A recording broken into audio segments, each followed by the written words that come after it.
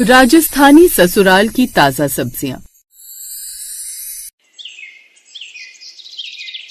थार के रेगिस्तान के किनारे बसे छोटे से गांव कालीबंगा की सुबहें हमेशा ही सुनहरी धूप और मिट्टी की खुशबू से भरी रहती थी। इसी गांव में ब्याह कर आई थी रीना, जो कि जयपुर की एक आधुनिक लड़की, जिसे अब तक राजस्थानी ससुराल की असली ताजा सब्जियों का मतलब नहीं पता था। ससुराल में रीना का स्वागत बहुत प्यार से हुआ था। सास गोमती देवी ने आरती उतारी। आओ लाडो, अब हमारे घर में भी शहर की बहू आई है। अच्छा बहू, अभी तू जाकर कमरे में आराम कर। ऐसा कहकर सास ने अपनी बहू को कमरे में भेज दिया। फिर अगली सुबह गोमती अपनी बहू के लिए राजस्थानी जोड़ा लेकर आई।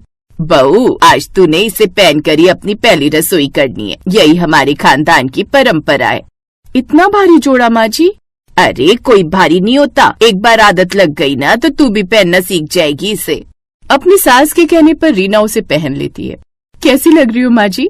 एकदम चोखी बिंदनी लागे है तू, नजर ना लगे तुझे किसी की। शुक्रिया माँ जी। अब ये बताइए खाने में क्या बनाना है? हमारे परिवार की परंपरा है बिंदनी। यहाँ पर सब घर वाले खावे हैं तो बस ताजी सब्जियाँ खावे हैं। अगर सब्जी बासी हो जाए तो किसी को उसमें स्वाद नहीं आता। ध्यान रहे, हमारे यहाँ सब्जियाँ खेत से ताजी तोड़कर आती हैं और उन्हीं से स्वाद बनता है। रीना ने हल्के से सिर झुकाया, मगर मन में सोचा, शहर में तो मैं सब्जी सुपरमार्केट से लेती थी, यहाँ खेत से तोड़ना पड़ेगा। चल, मैं तुझे खेत लेकर चलती हूँ जहाँ से ताजा सब्जियाँ मिलती हैं। गोमती देवी अपनी नई नवेली बहू को लेकर खेत की ओर चल पड़ती है। रास्ते में ऊँटों के काफिले, चरवाहे और दूर दूर तक फैली रेत देखकर वो मंत्रमुग्ध हो गई। वाह, कितना खूबसूरत नजारा है यहाँ का। कुछ देर तक चलते चलते वो खेत पहुँचे तो सास बोली, देख बहू, यहाँ हमारी बाड़ी है। इसमें लौकी, ग्वारफली, तुरई, टमाटर और भिंडी सब ताजा सब्जियाँ लगी हैं। इनसे ही ससुराल का स्वाद बनता है। चल, अब खड़ी खड़ी मुझे क्या निहार रही है, जल्दी से सब्जियाँ तोड़ ताजी ताजी। अब रीना ने सावधानी से सब्जियाँ तोड़ी। तभी खेत के कोने से एक बुजुर्ग आवाज आई, अरे कौन है वहाँ?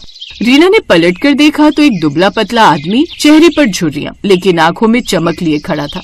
गोमती बोली, अरे देवा काका, ये मेरी बहू रीना है, शहर से आई है। शहर की बहू खेत में? अब तो सब्जियों के भी नसीब खुल गए। शहरी बहुएं ने बनाएंगी। वाह, उम्र 60 साल की लेकिन नाम देव। सही है देव बाबू। ये बात सोचकर रीना हंस पड़ी, लेकिन उसे नहीं पता था कि देव काका वही आदमी थे जिनके बारे में गांव में कहा जाता था कि वो सब्जियों से बात करते हैं। कुछ देर बाद दोनों सास बहू सब्जी लेकर घर आ गई। रीना ने लौकी की सब्जी बनानी शुरू की। उसने प्याज, टमाटर, मसाले डाले, बिल्कुल वैसे ही जैसे वो जयपुर में बनाती थी। उसकी सास उसके पास में ही खड़ी थी। अरे यार, माँ जी ऐसे सर पर आकर खड़ी हो गई है जैसे मैं बोर्ड एग्जाम देने आई हूँ और ये चेकिंग वाली हूँ। रीना मन ही मन सोच रही थी कि तभी उसकी सास बोल पड़ी, इतना प्याज? अरे बहू, हमारे यहाँ प्याज का नाम लेना भी मनाही है। जब सब्जी में लौकी हो, उसका स्वाद प्याज से नहीं, हींग और जीरे से निकलता है। ये सुनकर रीना झेप गई। ओह अच्छा, ये बात मुझे तो नहीं पता थी माँ जी। कोई बात नहीं, सीख जाएगी। अब मैं तेरी सास बन गई हूँ ना। थोड़ी देर बाद खाना तैयार हुआ। ससुर जी, देवर, राजू और सास सब खाना खाने बैठे। सास ने पहला निवाला जैसे ही खाया, फिर रीना की ओर देखा और कड़कती आवाज में बोल पड़ी, स्वाद अच्छा है पर हमारी राजस्थानी ताजगी नहीं है इसमें। सब्जी बनी है पर जान नहीं आई। रीना को थोड़ा बुरा लगा, लेकिन उसने ठान लिया कि वो इस रसोई की जान वापस लाकर रहेगी। रात को खाना खाने के बाद वो छत पर टहलने गई। कमाल है यार, सोचा था सास को अपने हाथ की बनी टेस्टी सब्जी से खुश कर दूंगी, लेकिन उन्होंने तो 1 मिनट में मेरे खाने की धज्जियां उड़ा दी। ऐसा कहकर वो रात को छत पर घूम रही थी। उस हवा में मिट्टी और हरे धनिया की गंध थी। तभी नीचे खेत की ओर से झिलमिल रोशनी दिखी। हैं, ये इस वक्त कौन है खेत में? उसने ध्यान से देखा तो देव काका लालटेन लिए सब्जियों के बीच कुछ बुदबुदा रहे थे। वो धीरे धीरे नीचे उतरी और खेत के पास पहुंची। काका, आप इतनी रात को यहाँ क्या कर रहे हैं? बहू बिटिया, सब्जियों को भी तो बात करनी होती है। इनकी आत्मा को जगाना पड़ता है, तभी इनमें स्वाद आता है। ये सुनकर रीना चौंक गई। हैं, क्या कहा आपने? सब्जियों की आत्मा? हाँ, हर सब्जी में जीवन है। जब तू प्यार और सच्चे दिल से उन्हें धोती, काटती और पकाती है, तभी वो अपना असली रंग दिखाती है।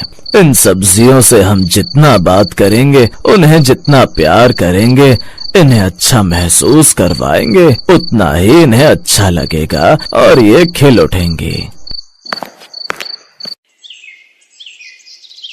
माँ जी कह रही थी कि आज घर में कुछ मेहमान आने वाले हैं ना, मेरे हाथों की सब्जियां खाने। आज प्लीज मेरी नाक मत कटवाना, मेरी लाज रख लेना। वो लगातार उन सब्जियों से बातें करने में लगी थी कि तभी दूसरे खेत में खड़ी दो औरतें आपस में उसे देखकर बातें करने लगी। अरे ये गोमती की पागल हो गई है क्या, जो इन सब्जियों से बतियाने में लगी हुई है। देव काका की तो चलो उम्र है, लेकिन ये तो अभी जवान है, अभी से इसकी ऐसी हरकतें। कुछ देर बाद रीना का देवर खेत पर आ गया। अरे भाभी, आप अभी तक यहीं हो? जल्दी चलो, मेहमान आने वाले हैं। हाँ, बस अब आ गई। घर आकर उसने सभी सब्जियां रसोई में रख दी, जिसके बाद सभी मेहमानों के पांव छुए। बहू, अब जल्दी से सबके लिए बढ़िया सा खाना बनाकर तैयार कर दे। यही हमारे यहाँ की रस्म होती है। बहू अपने हाथों से बने खाने को सभी मेहमानों को खिलाती है। जी माँ जी। रीना ने देव काका की बात याद रखी। उसने लौकी, ग्वारफली और टमाटर को अपने हाथों से साफ किया, फिर रसोई में धीमी आंच पर सब्जी चढ़ाई और पूरे मन से जब सब्जी तैयार हुई, उसकी खुशबू पूरे आंगन में फैल गई। कुछ देर बाद उसने सभी मेहमानों को झट से खाना परोसा। खाना खाते ही सभी ने उसकी खूब तारीफ की। वाह बहू, तेरी सास तो तुझे शायरी कह रही थी, लेकिन तेरे हाथों में तो क्या कमाल का जादू है। फिर सास ने कौड़ लिया, फिर ससुर जी की ओर देखा। वाह, अब आई है ना हमारे खानदान वाली बात। यही है हमारे घर की असली ताजा सब्जी। बहू तूने तो दिल जीत लिया। सभी रिश्तेदारों ने उसे तरह तरह के तोहफे दिए। रीना के चेहरे पर सच्ची मुस्कान आई। अब तो मानो उसे भी सच्ची सब्जियों से प्यार होने लगा। धीरे धीरे अब रीना का मन भी उस जगह पर लगने लगा। ऐसे ही समय बीता। एक रोज अजीब बात है, कुछ दिन से खेत में सब्जियां इतनी कम क्यों दिख रही हैं? कल मैंने खुद देखा था यहाँ कितनी सारी सब्जियां लगी हुई थी, लेकिन अब वो सब कम है। आखिर ये सब्जियां जा कहाँ रही हैं? हो ना हो कोई बात तो है। फिर एक रोज रीना अपने खेत के माली यानी देव काका से पूछती है, देव काका, रात में आप खेत में रहते हो तो आपने कुछ देखा क्या? मतलब मैं देख रही हूँ पिछले कुछ दिनों से सब्जियां कम होती जा रही हैं। साथ ही सब्जियां अब ताजा भी नहीं रही, बल्कि वो बासी होती जा रही हैं। ऐसा लगता है मानो कोई श्राप लग गया हो इन्हें। सच कहूँ तो बहू रानी, कुछ दिनों से हमें भी ऐसा ही शक हो रहा है। कुछ अजीब सी परछाई आधी रात को खेत में आती तो है, लेकिन मेरी बूढ़ी आंखें रात के अंधेरे में उन्हें ठीक से देख नहीं पाती। रीना को ये बात थोड़ी अजीब लगी। ठीक है, फिर आज रात मैं खुद देखूंगी। अब रीना खुद उस खेत पर नजर रखने लगती है और उस रात सबके सोने के बाद वो आधी रात को, रात के तीसरे पहर, रीना चुपके से खेत पहुंची, जहां चांदनी में सब कुछ शांत था। अचानक उसने देखा कि एक छाया झुककर सब्जियां तोड़ रही थी। कौन है वहाँ? छाया झट से पलटी। उसने एक कंबल ओढ़ा हुआ था। कंबल हटाओ, मुझे अपना चेहरा दिखाओ। रीना ने जैसे ही उसके चेहरे से वो कंबल हटाया तो वो आदमी कोई और नहीं बल्कि उसका देवर राजू था। राजू, तुम? राजू घबरा गया। तुम अपने ही खेत से सब्जियां चोरी कर रहे थे? वो क्यों भला? भाभी मुझे माफ कर दो, वो मैं सब्जियां बेचने के लिए ले जाता हूँ। शहर में इनके अच्छे दाम मिलते हैं। पर ये तो परिवार के खाने की सब्जियां हैं। राजू ने सिर झुका लिया। मुझे माफ कर दो भाभी, मुझे पैसों की जरूरत थी। पैसों की जरूरत? और तुम्हें? लेकिन वो क्यों भला? वो भाभी, मुझे जुए की लत लग गई है और उसी के लिए मुझे पैसे चाहिए थे। क्या? तो इसके लिए तुमने अपने घर के खेत में ही चोरी करना शुरू कर दिया? तभी देव काका भी वहाँ आ गए। उन्होंने उनकी सारी बातें सुन ली। ओह, अब समझ आया। इसलिए ये सब बासी हो जा रही थी, क्योंकि इनको बेचकर गलत काम के लिए पैसे जो कमाए जा रहे थे। बेटा, एक बात याद रखना, अगर कोई भी इन सब्जियों को गलत इरादे के लिए इस्तेमाल करेगा तो इनका आशीर्वाद खो जाएगा। भाभी, मैं गलती कर बैठा। अब से इन खेतों की सब्जियों में ना तो मैं कभी चोरी करूंगा और ना ही कभी बेईमानी करूंगा, बल्कि इस खेत की अच्छे से देखभाल करूंगा।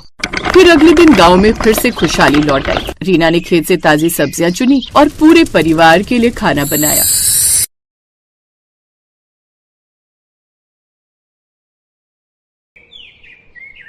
नूरपुर नाम के गांव में ब्रिजमोहन नाम के एक शख्स का भरा पूरा परिवार रहता था, जिसमें उसकी बूढ़ी पत्नी कांता देवी, 3 बेटे संदीप, अमर और सूरज, और उन तीनों की पत्नियां नीमा, काजल और पायल रहते थे। उनकी खुद की जमीन थी जिस पर वो खेती करते थे। देखना बाबूजी, इस बार खूब अच्छी फसल हुई है हमारी। सही कहा अमर, अच्छी खासी कमाई होगी इस बार हमारी। अरे वाह, मैं जानता हूँ तुम तीनों किसान के बेटे हो और ये काम अच्छे से कर सकते हो। मेरी तरह तुम भी मेहनती हो।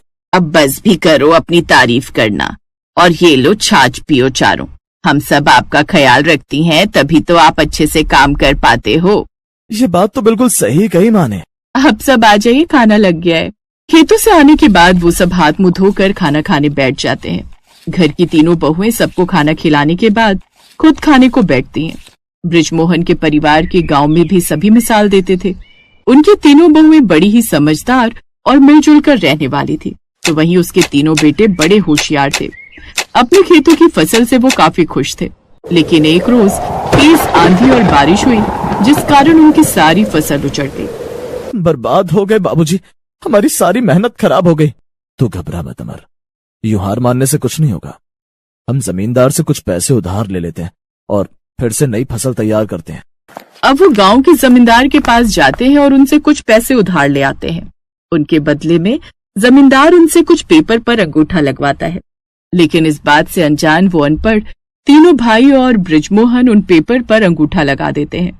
जमींदार से मिले पैसों से वो फसल का सामान खरीदते हैं, साथ ही थोड़ा राशन पानी भी ले आते हैं। अब वो वापस से जाकर जमीन पर खेती करने लगते हैं। लेकिन फसल बोने के कुछ दिन बाद ही जमींदार उनके यहाँ आता है। चलो चलो जल्दी से घर खाली करो। ये सब क्या है साहब? अब तुम्हारी सारी जमीन और ये खेत सब मेरे हो चुके हैं। अब तुम ये घर और खेत खाली कर दो। हम कुछ समझे नहीं। मतलब ये कि तुमने जो ये पेपर पर अंगूठा लगाया था ना, उसमें साफ साफ लिखा था कि अगर 2 महीने के अंदर तुमने मेरे सारे पैसे नहीं लौटाए तो तुम्हारा घर और खेत सब मेरा हो जाएगा। ये बात पता चलते ही सभी लोग हक्के बक्के रह जाते हैं। जमींदार ने उनके साथ बहुत बड़ा धोखा किया था। उन्हें बिना कुछ बताए उनसे उन पेपर पर अंगूठा लगवा लिया। जमींदार ने उन सबको घर से निकाल दिया और अब सभी लोग अपना सामान लेकर वहाँ से पैदल चलते गए। चलते चलते वो लोग काफी दूर आ गए। ये हम कहाँ आ गए? बेटा, यहाँ से कुछ दूरी पर तो रेगिस्तान पड़ जाता है, वहाँ हम क्या करेंगे? बाबूजी, हमारी तरह और भी तो लोग वहाँ रहते होंगे, उनकी तरह हम भी गुजारा कर लेंगे। अपनी बहू का हौसला देखते ही अब वो रेगिस्तान की ओर चल पड़ते हैं। काफी देर तक चलने के बाद उन लोगों को रेगिस्तान में एक पेड़ नजर आता है, जहाँ वो सब एक पेड़ के नीचे बैठ जाते हैं। चलो, कम से कम इस पेड़ की छाया में थोड़ा आराम तो मिला। लेकिन हम यहाँ रहेंगे कहाँ? इस खुले रेगिस्तान में तो हम लोग रह नहीं सकते ना। तुम लोगों ने एक चीज देखी थी? हमारे गांव में जितने भी घर बने हुए थे वो सब मिट्टी के घर थे, और रेत जब गीली होती है तो वो भी एक मिट्टी की तरह ही काम करती है।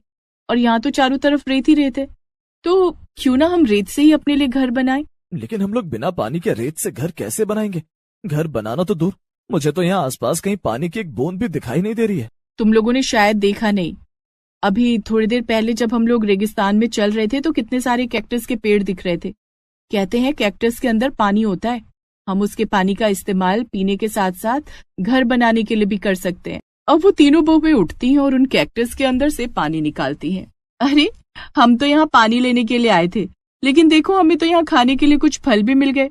कैक्टस से मिलने वाले फलों को इकट्ठा करके तीनों बहुएं फल तोड़ती हैं, साथ ही पानी भी भर लेती हैं, फिर लाकर अपने ससुराल वालों को भी देती हैं। हमें नहीं पता था हमारी पत्नी इतनी समझदार है। इसके बाद वो सभी रेत और पानी की मदद से अपना घर बनाने की कोशिश करते हैं, लेकिन उन कैक्टस के अंदर इतना पानी नहीं था जिससे वो घर बना पाती। हम क्या करें? हमारा घर तो आधा भी नहीं बना है, हमें पानी की जरूरत है, अब हम पानी कहाँ से लेकर आएंगे? सभी लोग परेशान होकर बैठ जाते हैं। वहीं बूढ़ी सास रेगिस्तान में आसपास इधर उधर चलने लगती है।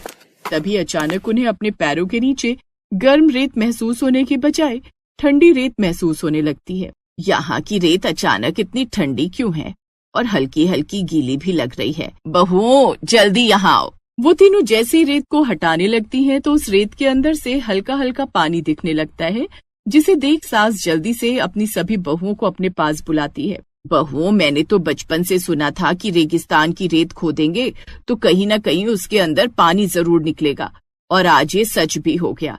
देखो इस हिस्से के नीचे, लगता है पानी खोदने पर पानी ऊपर की तरफ आ रहा है। अब हम इस पानी की मदद से अपना घर बना सकते हैं। अब वो सभी बड़े खुश होते हैं। फिर तीनों बहुएं काफी खुश होती हैं। कुछ घंटे में ही वो सब रेगिस्तान में अपना रेत और पानी से बना हुआ घर बनाकर तैयार कर लेते हैं। घर के साथ साथ उन्होंने चूल्हा भी बना लिया। चलो, घर तो बनकर तैयार हो गया, रहने का गुजारा तो हो ही जाएगा। अब बस हमें रोजगार की तलाश है, कुछ काम भी मिल जाता तो सब काम आसान हो जाता। आप चिंता मत कीजिए, ऊपर वाले ने चाहा तो उसका इंतजाम भी हो ही जाएगा। अब वो ऊँटों को अपने घर ले आते हैं और रेत से बने हुए बर्तनों में उनके दूध से दही, लस्सी, घी बनाकर तैयार कर देते हैं। हमने घी, दही, मक्खन सब कुछ बनाकर तैयार कर दिया, लेकिन अब हम इन्हें बाजार में कैसे लेकर जाएंगे? अगर पैदल पैदल जाएंगे तो ये तो बीच रास्ते में ही सब खराब हो जाएगा गर्मी की वजह से। तो किसने कहा हम पैदल जाएंगे? ये ऊँट है ना, हम ऊँटों में बैठकर जाएंगे और इन्हें बेचेंगे। अब तीनों भाई और उनकी पत्नियां ऊंट की सवारी करते हुए बाजार पहुंच जाते हैं और बाजार में जाकर ऊंट के दूध से बना हुआ घी, मक्खन, दही बेचते हैं कि तभी उन्हें बाजार में कुछ लोग मिट्टी से हाथी, घोड़े और बच्चों के खेल खिलौने बेचते हुए दिखाई देते हैं।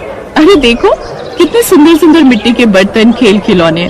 अगर हम भी चाहें तो ये सब बना सकते हैं। वैसे मिट्टी से खेल खिलौने और बर्तन बनाना इतना मुश्किल भी नहीं है। अब वो सभी दही, मक्खन और घी बेचकर वापस ऊंट की सवारी करते हुए अपने घर आ जाते हैं।